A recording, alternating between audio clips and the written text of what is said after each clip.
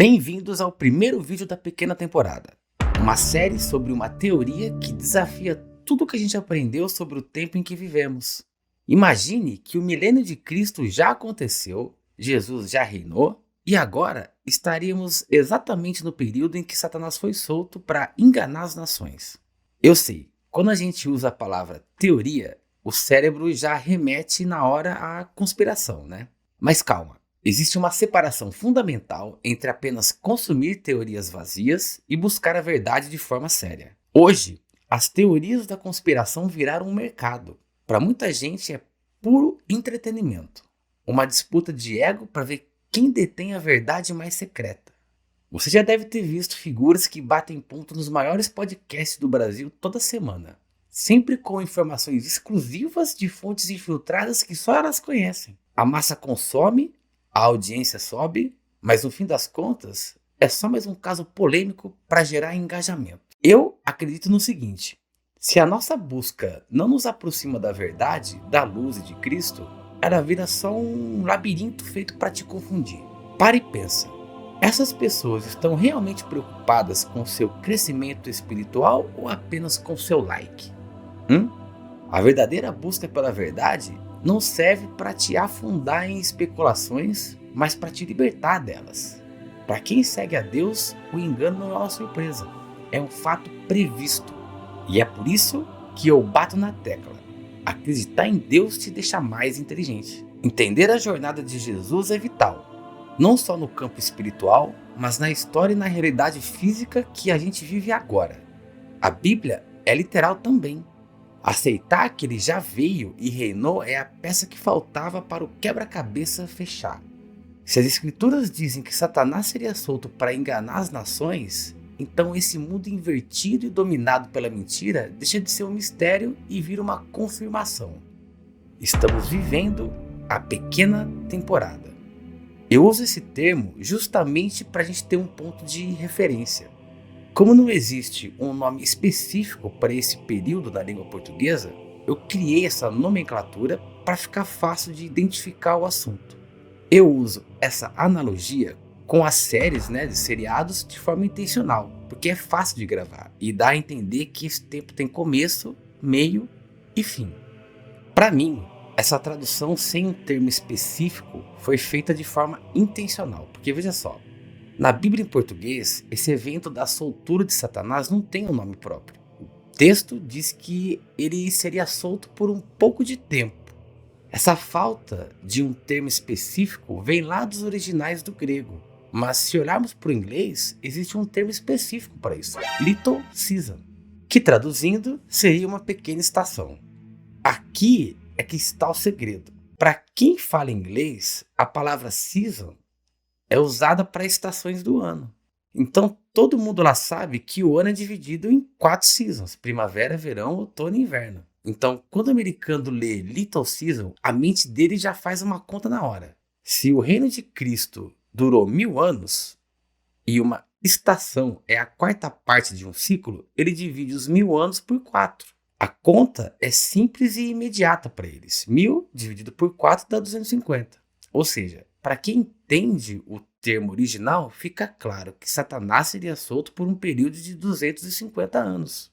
Seria uma unidade de medida. Já no português, o termo um pouco de tempo não te dá número nenhum, deixa a gente sem bússola, sem prazo para o fim do acontecimento e totalmente perdido na história. E a verdade não se esconde das perguntas. A ignorância humana não altera os fatos. A verdade é absoluta e sempre aponta para Jesus Cristo. Portanto, esqueça o sensacionalismo. O assunto aqui é discernimento. Nesse vídeo, você vai entender por que eu acredito que estamos na pequena temporada. Hoje, nós estamos aqui na Bíblia. Apocalipse capítulo 20, versículos 7 e 8. E, acabando-se os 1000 anos, Satanás será solto da sua prisão. E sairá a enganar as nações que estão sobre os 4 cantos da terra, Gog e Magog, cujo número é como a areia do mar, para as ajuntar em batalha. Então, galera, o inimigo está solto e enganando a gente, se preparando para uma batalha. Que batalha? Em que cenário todas as nações do mundo se uniriam contra o inimigo em comum? Que inimigo seria esse?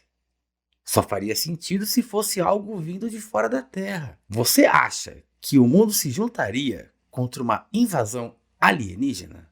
O projeto Bluebeam é uma teoria da conspiração envolvendo tecnologia avançada capaz de projetar hologramas no céu, criando a aparência de inimigos. Isso serviria para enganar a população e direcionar a atenção para uma guerra contra o inimigo central, ou invasores da Terra. Mas a verdadeira intenção de eles estarem juntando exércitos seria para invadir o acampamento dos santos, a cidade amada, o paraíso. E olha, galera, como a Bíblia confirma exatamente essa sequência. É impressionante. Subiram pela superfície da terra e cercaram o acampamento dos santos e a cidade amada. Mas desceu fogo do céu e os devorou. Vocês perceberam? A Bíblia diz com todas as letras que esses exércitos vão cercar o acampamento dos santos e a cidade amada. Isso indica algo fundamental. Esse lugar, o território sagrado, estaria localizado aqui, em algum ponto físico da nossa Terra. Mas a pergunta que não quer calar é: onde que fica esse lugar, Sr. Paulo Carvalho? Se eles estão cercando, é porque existe uma localização real que eles estão tentando invadir, não é? Olhem para os mapas antigos. Eles mostram terras desconhecidas que simplesmente não aparecem no globo atual. Um exemplo é a Terra de Ieso, ou Terra de Jesus em latim. Se você olhar o mapa que nos vendem hoje, não existe nada entre a Rússia e o Alasca. Dá uma olhada aqui, galera. Ó, aqui é a Groenlândia, né? Aqui seria o Polo Norte, beleza? E você vê que não tem terra nenhuma aqui, né? Você segue aqui, ó. Esse lado aqui é os Estados Unidos. Esse lado aqui é a Rússia. E aqui no meio, que teria que ter um continente gigante, que é a Terra de Jesus, não tem nada. Cadê? Onde que eles enfiaram isso daqui, será, né? Olha aí, ó. Aqui que é o Polo Norte. Cadê? A Groenlândia aqui que dá continuidade nesse continente, ó. Não tem nada. Estranho, né? Mas nos mapas verdadeiros existe um continente gigante ali. Aqui, ó, esse pedaço de terra gigante aqui, ó, Terra de Ieso. Tá vendo o que tá escrito aqui? É a Terra de Jesus. Tem o Mar de Jesus aqui, tá vendo? Aqui é o acampamento dos santos. Entendeu? Então aqui, ó, aqui é onde é a Rússia. Aqui é onde é a Califórnia, tá vendo? Os Estados Unidos. E aqui no meio, galera, no globo, não tem nada disso. Não tem nada dessa terra aqui. Inclusive o fuso horário aqui no meio, de uma região aqui para outra, é de 3 horas. Você tá entendendo? E não tem nada. Lógico que tem, eles estão escondendo esse pedaço de terra. Então tem vários os porquês de eles enganarem a gente do formato da terra, do formato do mapa, né? Das terras escondidas. Olha aqui, ó. Olha a Groenlândia onde tá aqui. Tá vendo? Por isso que eles estão cercando aqui o acampamento dos santos, que é o Apocalipse 20.9. Vai ser a batalha final. E aqui entra algo que deveria nos fazer pensar. Por que tanto o Polo Norte quanto a Antártida são cercados de restrições, controle militar e mistério? Países que vivem em pé de guerra, que não concordam em nada, se uniram em um acordo mundial para proteger gelo. Existem bases militares e instalações de agências como a NASA espalhadas por essas regiões. A versão oficial é que estão lá para estudar o clima, o gelo e a atmosfera. Mas eu questiono, será que a NASA é mesmo uma agência espacial? Afinal, se o espaço como nos mostram nem existe, e isso faz parte do grande engano, né? Ela seria, na verdade, uma organização militarizada. Eles estariam desenvolvendo tecnologias avançadas, talvez armas de energia, não sei, se preparando para o conflito final descrito em Apocalipse 20.9. Vocês querem uma prova atual disso? Vejam as notícias de que Trump está de olho na Groenlândia.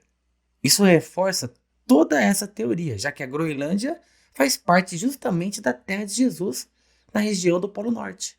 O próprio Trump já disse que, em caso de guerra, a Groenlândia é uma região estratégica fundamental. Agora me diz, por que ela seria tão importante se lá fosse apenas um pedaço de gelo isolado? To get Greenland, which is a large piece of ice in the middle of the ocean where, if there is a war, much of the action will take place on that piece of ice. Think of it. those missiles would be flying right over the center of that piece of ice. All we want from Denmark for national and international security and to keep our very energetic and dangerous potential enemies at bay is this land on which we're going to build the greatest golden dome ever built. Obviamente, tem muito mais coisa lá do que nos contam, não é verdade? Existe a hipótese de que durante o milênio, Jesus governava a partir dessa terra central, que é a terra de Jesus, e se comunicava com os reis espalhados pelo resto do mundo através de uma tecnologia que hoje nós entendemos apenas como um adorno, as coroas. Parem para analisar as coroas. Elas não são apenas símbolos de luxo, como a gente imagina hoje. Elas são feitas de ouro, prata e pedras preciosas, justamente os materiais que possuem as maiores propriedades de condução elétrica e que usamos na tecnologia atual, inclusive para comunicação, como no rádio. Outro detalhe, essas coroas pesam muitos quilos. Você acha mesmo que alguém usaria algo tão pesado, desconfortável e que aperta a cabeça o dia inteiro só por aparência? Existem registros de que, em dias específicos, os reis sequer podiam remover as coroas. Então a pergunta é, será que isso é apenas ostentação ou existe uma função técnica aí? Será que as coroas não seriam, na verdade, um tipo de tecnologia usada para que esses governantes se comunicassem com a terra de Jesus lá no centro do mapa?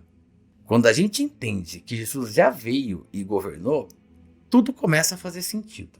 Isso explica porque existiu uma civilização tão avançada no passado, com tecnologias que a gente não consegue replicar até hoje. Sinceramente, a explicação da ciência para essas construções antigas, por exemplo, é insatisfatória, para não dizer que é uma piada. Segundo a história oficial, eles ergueram estruturas colossais e esculpiram estátuas perfeitas em mármore usando apenas martelinho e talhadeira. E tem mais. Dizem que as pedras gigantescas eram transportadas em carroças puxadas por cavalos. E detalhe, tudo tinha que ser feito de dia, porque, de acordo com a mesma história, não existia luz elétrica. Dentro da visão do milênio de Cristo, a explicação é outra.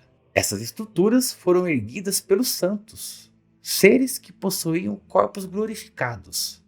A gente já vai detalhar isso, mas antes, vamos entender exatamente quando foi que começou esse reinado de Jesus. Apocalipse, capítulo 20, versículo 1 ao 3. Vi descer do céu um anjo que tinha a chave do abismo e uma grande corrente na mão. Ele prendeu o dragão, a antiga serpente, que é o diabo e Satanás, e o amarrou por 1000 anos. Lançou-o no abismo, onde o fechou e selou, para que não enganasse mais as nações, até que se completassem os 1000 anos. Depois disso, é necessário que seja solto por um pouco de tempo. Então, a partir desse momento, Jesus reinou. Mas aí você pergunta, Sr. Paulo Carvalho, mas como que você tem tanta certeza de que ele já voltou e reinou? É simples, em vários momentos do Novo Testamento, o próprio Jesus disse que ia voltar. E presta atenção nisso, que as pessoas daquela época veriam isso acontecer. Ele não disse que seria um dia qualquer, nem deixou a data em aberto. Ele foi direto. As pessoas que estavam ali, que estavam ouvindo aquilo, o veriam voltar. Olha só o que ele diz em Mateus, capítulo 24, do versículo 30 ao 34. Então aparecerá no céu o sinal do Filho do Homem, e verão o Filho do Homem vindo sobre as nuvens. Em verdade vos digo que não passará esta geração até que tudo isso aconteça. Ou seja, aquela geração, as pessoas que estavam ali, veriam ele voltar. Olha o Marcos, capítulo 9, versículo 1. Em verdade vos digo que, dos que aqui estão, alguns há que não provarão a morte até que vejam o reino de Deus vindo com poder. E Lucas, capítulo 9, versículo 27 reforça. Em verdade vos digo que alguns há dos que aqui estão, não provarão a morte até que vejam o reino de Deus. Enfim, deu para entender, Tem vários outros versículos também que deixam claro que as pessoas daquela época veriam a volta de Jesus. E, honestamente, eles realmente viram, E tem mais. Os que morreram por amor a Cristo teriam sido ressuscitados especificamente para esse período. Durante o milênio, parte dos habitantes eram sobreviventes das perseguições que ocorreram após a crucificação de Jesus, quando muitos foram caçados como criminosos e assassinados de formas cruéis, enfrentando arenas, o fogo e a espada, por não aceitarem as ordens do Império Romano, sob o comando de Nero, que era o anticristo. Essas pessoas ressuscitaram e se tornaram os santos. A Bíblia usa o termo santos para falar de quem segue a Jesus, mas no contexto que eu apresento, eles são algo muito além. Não estamos falando de anjos nem de humanos comuns. Os santos seriam os participantes da primeira ressurreição, pessoas que voltaram com corpos glorificados e incorruptíveis. Eles seriam uma nova condição de existência, uma nova espécie de seres. Algo tão profundo que essa natureza específica nunca foi detalhada nem no Velho e nem no Novo Testamento. Eles eram tão cheios do Espírito Santo que a luz transbordava deles, literalmente.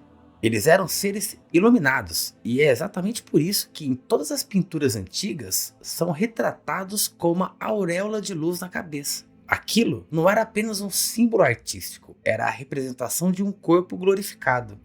Olha o que Filipenses capítulo 3, versículo 21 diz sobre isso.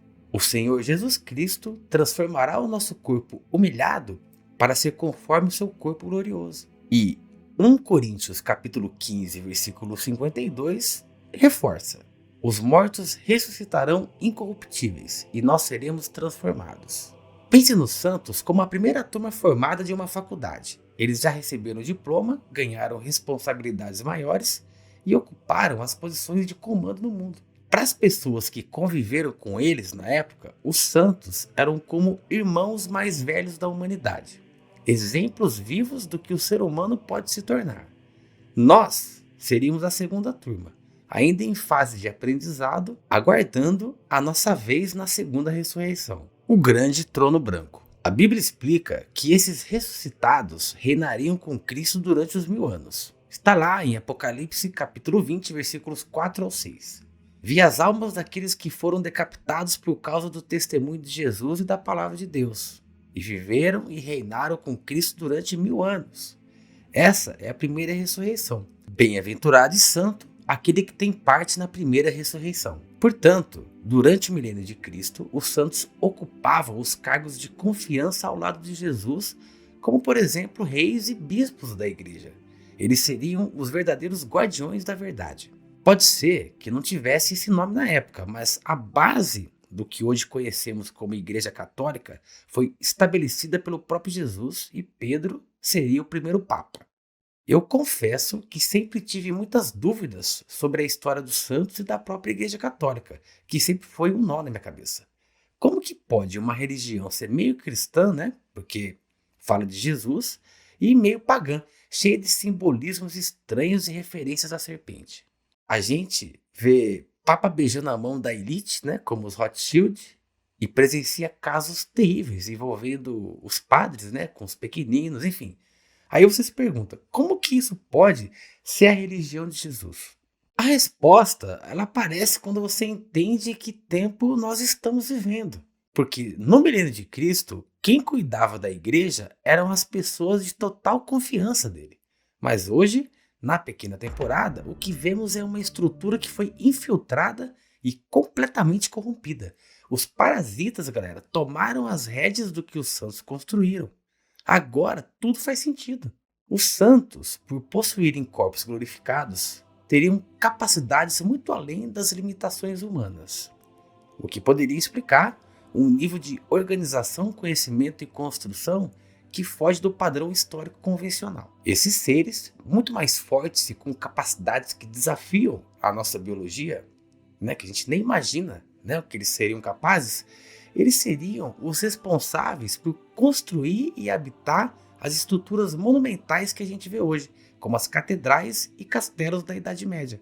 Isso responderia à pergunta que ninguém consegue calar: por que tantas dessas construções imensas e ricas em detalhes não possuem banheiros ou cozinhas? A resposta faz todo sentido dentro dessa visão. Seres com corpos cheios de luz não possuem necessidades fisiológicas. Eles não precisam comer e muito menos ir no banheiro. viviam em plenitude espiritual. O Palácio de Versalhes, por exemplo, não possui um sistema de esgoto original.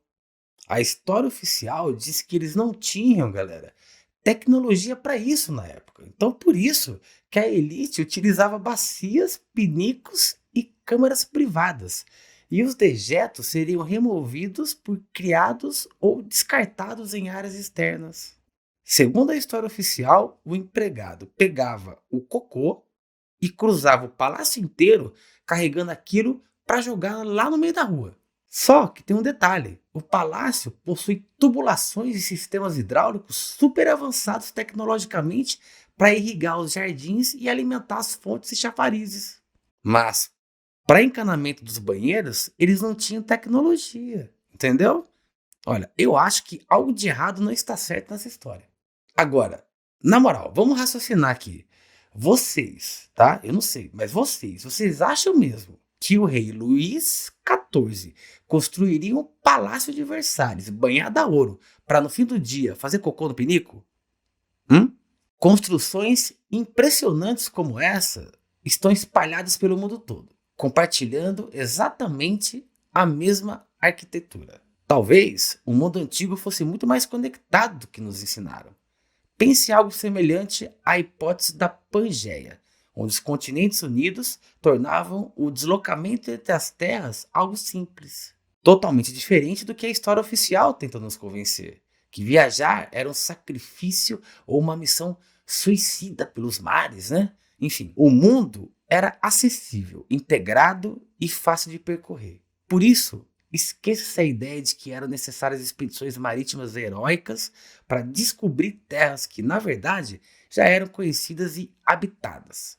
Toda essa narrativa atual serve apenas para esconder essa conexão profunda entre os povos. A nossa história, como conhecemos, foi inventada apenas para apagar a verdade sobre o nosso passado. Outra evidência está na arte. Pinturas, vitrais e esculturas no mundo todo registram a derrota da serpente. Figuras celestiais e seres de luz aparecem vencendo criaturas serpentinas, como a imagem de Miguel esmagando o mal, o triunfo da ordem sobre o caos. E aqui está uma pergunta: será que essas estruturas foram destruídas por catástrofes naturais, né? Como dizem, incêndios e guerras? Ou será, galera, que tudo isso não foi apenas uma desculpa para esconder a tecnologia que elas carregavam? Pensa bem, após Satanás ser solto, no início da pequena temporada, iniciou-se uma queima de arquivo. Se essas construções continuassem de pé, sua complexidade impossível de ser replicada hoje em dia forçaria o mundo a fazer perguntas difíceis. Ao derrubar o que os santos ergueram, o inimigo escondeu padrões arquitetônicos que iam muito além da estética. Cúpulas metálicas, torres altas, pináculos e estruturas simétricas não eram enfeites, eram componentes projetados para interagir com o campo eletromagnético da Terra e com o éter, o quinto elemento presente na atmosfera que a escola nunca te ensinou. Essas construções funcionavam como verdadeiros captadores e distribuidores de energia livre e limpa. Destruí-las não foi apenas um ato de guerra. Foi a única forma de nos tornar dependentes e apagar o registro de uma civilização superior. Naquela época, entendia-se também que a Terra funcionava como um grande campo energético toroidal com fluxos invisíveis circulando por todo o planeta. O exato centro da Terra, que é a montanha sagrada, né? Que tem vários nomes, pode ser Monte Meru, Monte Zion ou Black Rock. É onde fica a terra de Jesus, lá no meio da Terra plana. É, na verdade, um gigantesco cristal de esmeralda e magnetita. E é por isso que a bússola aponta sempre para o norte. Ela mira essa montanha. Todas as culturas antigas descrevem a Terra como um sistema fechado, coberta por um domo, muitas vezes guardada ou rodeada por uma serpente. Acima desse domo existem reinos celestiais e abaixo, mundos subterrâneos. E o mais forte de tudo, galera, em todas, no centro exato da Terra, tem a montanha, ou uma pedra, né, o pilar sagrado, que é a árvore da vida, o ponto que conecta todos os mundos. Isso aparece na tradição bíblica, hindu, budista, egípcia, nórdica, maia, inca, asteca, nas culturas nativas americanas, os aborígenes, enfim, praticamente todas as tradições antigas. Eu sei que isso pode soar estranho no começo, mas a ideia é simples. A Terra é um fractal do nosso corpo. Isso significa que a estrutura e o funcionamento do planeta são uma versão ampliada e espelhada nossa, ou seja, do nosso próprio sistema energético e físico. É um padrão que se repete em várias escalas, em diferentes escalas, exatamente como acontece com os fractais da natureza. Assim como no centro do nosso corpo existe o coração energético, com a centelha de Cristo no seu ponto zero, né, que herdamos graças ao sacrifício de Jesus, no centro da Terra existe o grande cristal de esmeralda e magnetita, funcionando como o coração do planeta. Então, da mesma forma que o nosso corpo é envolto por um campo toroidal de energia que nos protege e nos conecta, a Terra também era cercada por um enorme campo toroidal eletromagnético, visível e brilhante. Esse campo atuava como um escudo protetor em forma de cúpula. Mesmo hoje, ainda é possível ver um reflexo mais fraco dessa energia. São as luzes que dançam no céu do extremo norte, conhecidas como auroras boreais.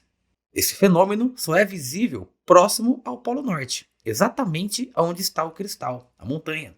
Para mim, isso é o que sobrou do antigo campo toroidal brilhante, como um eco mais sutil daquela grande cúpula de luz. Quanto mais perto da borda da cúpula, ou seja, mais para o sul da Terra plana, mais frio fica, chegando próximo do zero absoluto. É por isso que as extremidades da Terra estão permanentemente congeladas, formando o Ártico e a Antártida. O ar próximo dessa barreira foi resfriado de tal forma que o próprio oxigênio congelou, criando um gelo do tom azul celeste, que é a cor do céu, galera. Vocês estão entendendo como tudo faz sentido agora? O Apocalipse, capítulo 20, versículo 9, que estão cercando, né, o acampamento dos santos, já está bem mais claro depois de eu ter explicado isso para vocês, não tá? Você já percebeu que lá no centro da Terra tem a montanha, por que eles estão lá, que é a Terra de Jesus, que lá é o polo magnético, a concentração da energia está toda lá. Então você já sabe por que eles estão cercando aquele pedaço de terra ali. O que acontece dentro de nós reflete o que acontece fora. O microcosmo e o macrocosmo seguem o mesmo projeto, a mesma arquitetura sagrada. Quando nutrimos nosso coração com amor e gratidão, fortalecemos esse campo ao nosso redor. O equilíbrio da Terra depende exatamente dessa mesma harmonia. A palavra tem poder. Deus disse, haja luz e houve, não foi? Quando uma pessoa fala, ela está criando a realidade dela, além de estar revelando quem ela realmente é. É dentro dessa linha de pensamento que a gente tem que ter muito cuidado com o que a gente coloca dentro do nosso corpo e da nossa mente. Desde o dia que nascemos, o que ingerimos, seja comida, informação, imagens, músicas ou conversas, vai alimentando ou envenenando essa centelha que carregamos dentro de nós. O que entra, molda o que sai. E pensando nisso, galera, fica uma perguntinha aí para vocês. Qual é a primeira coisa que eles fazem com o ser humano assim que ele nasce? A mensagem que eu passo nas minhas redes sociais não é para qualquer um, galera. A maioria das pessoas já perdeu essa conexão com a verdade. Não que elas sejam culpadas, mas elas perderam o elo que deveriam ter. Como diz o Zé Ramalho, assim como Deus parabeniza o mal. Porque olha, o mal está fazendo um trabalho excelente por aqui. Sabendo que a Terra tem um campo magnético gigante, construções antigas então não seriam meros edifícios, mas partes de um sistema integrado capaz de canalizar frequência, vibração e eletricidade natural para abastecimento de equipamentos, além da elevação espiritual. As cidades eram como placas-mães gigantes de computador. Eu queria fazer um parênteses aqui e chamar a atenção de vocês, galera, para quantos temas e teorias da conspiração nós já discutimos até aqui no vídeo. Todas encaixadas dentro da visão de que já houve o milênio de Cristo e que estamos na pequena temporada. Olha só, Monte Meru ou Black Rock, centro da Terra, terra plana, campos magnéticos, éter, energia livre gigantes, construções avançadas, cidades em formatos de placa-mãe, simetria sagrada, corpos glorificados, NASA, espaço sideral, elites globais parasitas, a igreja católica corrompida, ciência moderna, tecnologias antigas, mapas alterados. Uau, enfim, falei um monte, né, galera? E eu tinha avisado vocês, né, que todas as teorias se conectavam dentro desse tema, não tinha? Pois é. Já deu para perceber, né, galera, que o milênio de Cristo, ou a Idade Média, ou Idade das Trevas, né, como eles chamam, não tinha nada de trevas, mas sim uma civilização de luz complexa e avançada que tinha Jesus como rei. No entanto, hoje, com a inversão de valores e narrativas, aprendemos que esse período foi uma época de estagnação, em que a humanidade não teria evoluído nada. A história oficial afirma que as pessoas eram ignorantes, pobres, doentes e supersticiosas. Dizem que o progresso morreu justamente porque o mundo era cristão, ou seja, que Jesus atrasou a evolução humana. Olha só que ideia distorcida, galera. É isso o que a gente aprende na escola. Vivemos ou não na era do engano das nações, na pequena temporada. Dizem que antes da Idade Média, a humanidade evoluía com os gregos por meio da matemática, astronomia, filosofia, arquitetura e da compreensão do universo. Mas aí veio a Idade Média e supostamente regredimos porque nos tornamos religiosos. Segundo a história oficial, o progresso só retornou com o Renascimento, que teria resgatado o conhecimento, a arte, a ciência, a filosofia da Antiguidade Clássica, que permaneceram estagnados durante a Idade das Trevas. O nome desse movimento é curioso, Renascimento. Mas renascimento de quem, exatamente? Seria uma referência à soltura de Satanás do abismo após os 1000 anos? As datas do início do Renascimento, ou da soltura, são muito próximas do término do reinado de Jesus. Será que existe uma conexão? Claro que a gente vai falar sobre a cronologia dos acontecimentos durante essa série de vídeos aqui. Perceba que a narrativa oficial tenta transformar a Idade Média em um vazio humano, como se durante séculos não houvesse inteligência, arte ou ciência. É como se o ser humano tivesse desaprendido tudo por causa do cristianismo. Mas veja as contradições. As maiores construções antigas da Europa surgiram justamente nesse período, que agora sabemos ter sido o milênio de Cristo. Catedrais gigantescas, vitrais impossíveis de replicar hoje, engenharia avançada, acústica perfeita e detalhes absurdos em obras de arte são alguns exemplos. Isso parece obra de uma humanidade ignorante ou de uma civilização avançada? Pegaram um período superior sobre o governo de Cristo e conectado a algo maior e o transformaram em uma imagem de atraso. Enquanto isso, venderam como iluminado um mundo cada vez mais materialista, vazio e desconectado. É o típico engano de Satanás, a face do mundo atual. Por isso as pessoas sentem um vazio dentro delas e estão tão depressivas e doentes. A Bíblia revela que Satanás seria solto para enganar as nações. Estamos sendo enganados por uma percepção histórica totalmente invertida? A verdade não se esconde das perguntas. O sistema fez o mundo acreditar que a fé é atraso e que a ausência de Deus é progresso. Hoje, rotulam aquele período como escuridão, mas a verdadeira escuridão é a que vivemos agora. Um mundo sem propósito, conectado à internet, mas desconectado da verdade. Vivemos a inversão total, onde questionar virou pecado e a obediência cega ao sistema é chamada de inteligência. A contagem dos anos, galera, teria começado não quando Jesus nasceu, mas depois que ele voltou e começou o reino dele. Então, quando você vê registros da época, são 3 números com uma letra antes. O detalhe das moedas e registros antigos, em vários edifícios, com o prefixo I ou J, de Iesus ou Jesus, dependendo da região, mostra que eles sabiam que aquele tempo teria um fim.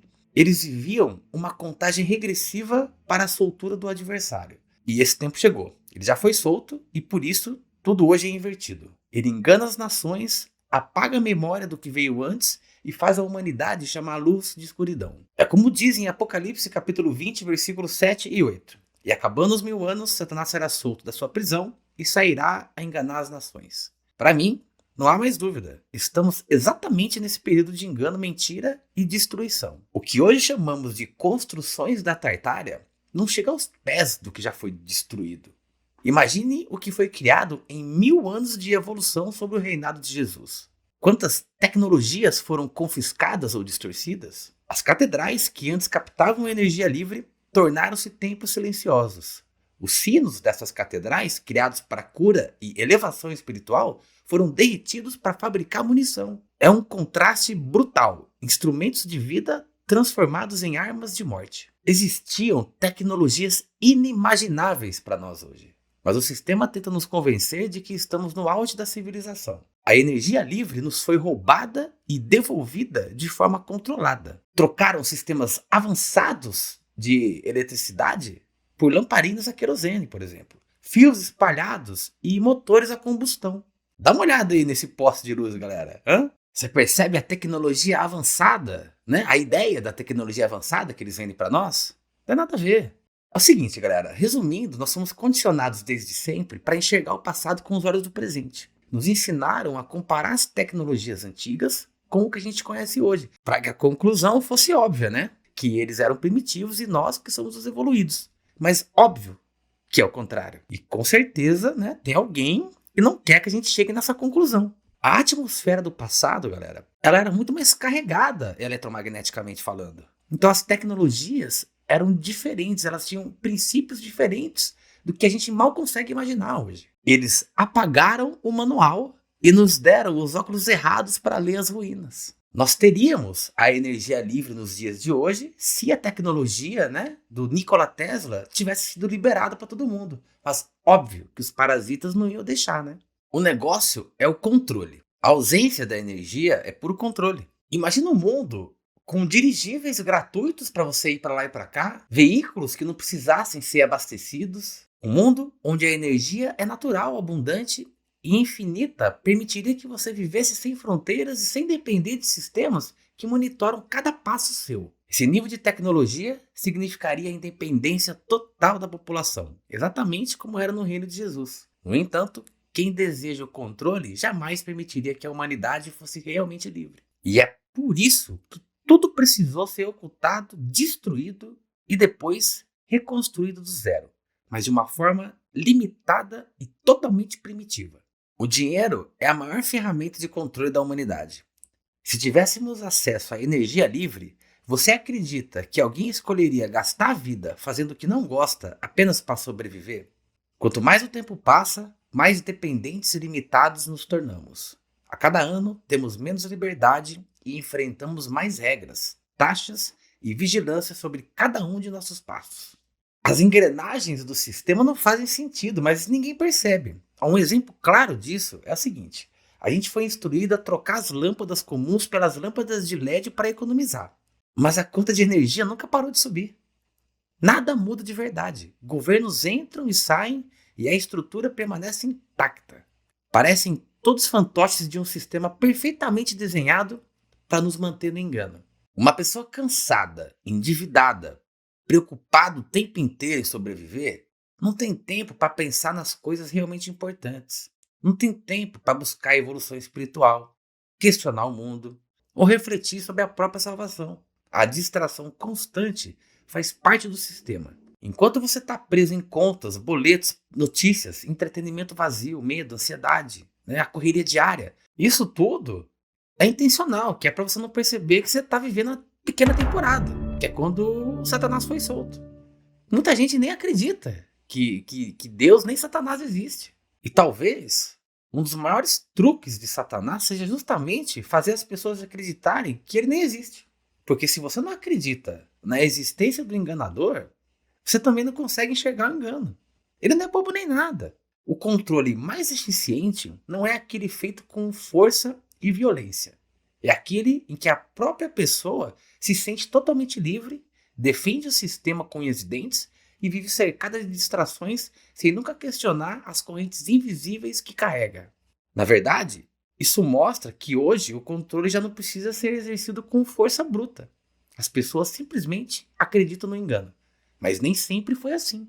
Houve uma época de transição dura, né, dos anos 1800, começo de 1900, em que o sistema precisou ser extremamente violento. Foi o período com o maior número de internações forçadas da história.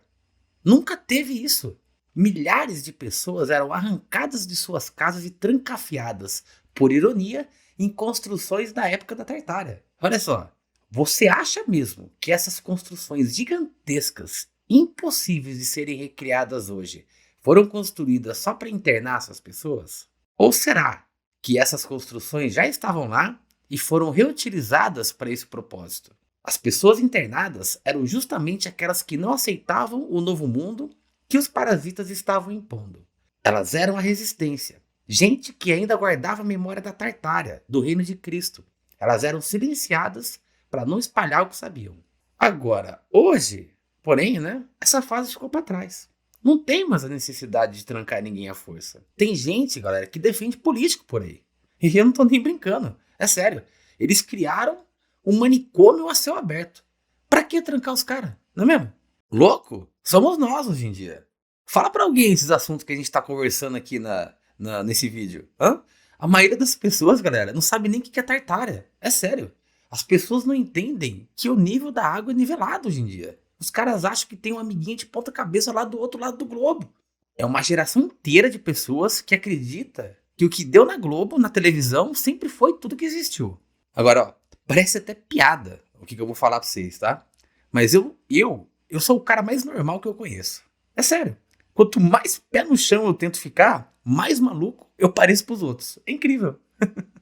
Por isso, galera, que eu entendo que essa visão, essa ideia da pequena temporada, ela faz tanto sentido que eu penso que ela pode ajudar pessoas que hoje se encontram cegas espiritualmente a se aproximarem de um entendimento mais profundo do que significa a espiritualidade e do que significa ser cristão.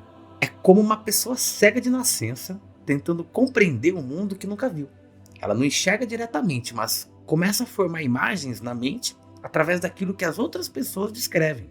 Os relatos, as experiências de quem consegue ver. Então ela vai criando uma noção do que é luz, das cores, das formas, não porque ela vê, mas porque ela escuta aqueles que veem. E da mesma forma, uma pessoa que ainda não enxerga, espiritualmente, pode começar a compreender através dos relatos e das experiências do reinado de Cristo, que funcionaria, dentro dessa analogia, como o relato de uma pessoa que enxerga para um cego, ajudando a construir uma imagem inicial na mente de quem ainda não percebe a vida com clareza. É por isso que eu considero o meu trabalho tão importante. Eu sinto urgência em falar sobre isso, porque eu quero que mais pessoas tenham contato com essas ideias. Esse vídeo foi apenas uma introdução ao vasto conteúdo que a gente vai explorar nessa série. Nós não seguiremos uma sequência, tá? Por isso, a sua sugestão é fundamental e muito bem-vinda também, claro. Quando você se entrega de verdade a Deus, você entra no mundo espiritual, um mundo verdadeiramente inteligente. Aí as coisas começam a se encaixar, as peças fazem sentido, e até as teorias mais ocultas revelam seu lugar. Sua visão se expande, sua paciência cresce e você sai do meio da multidão.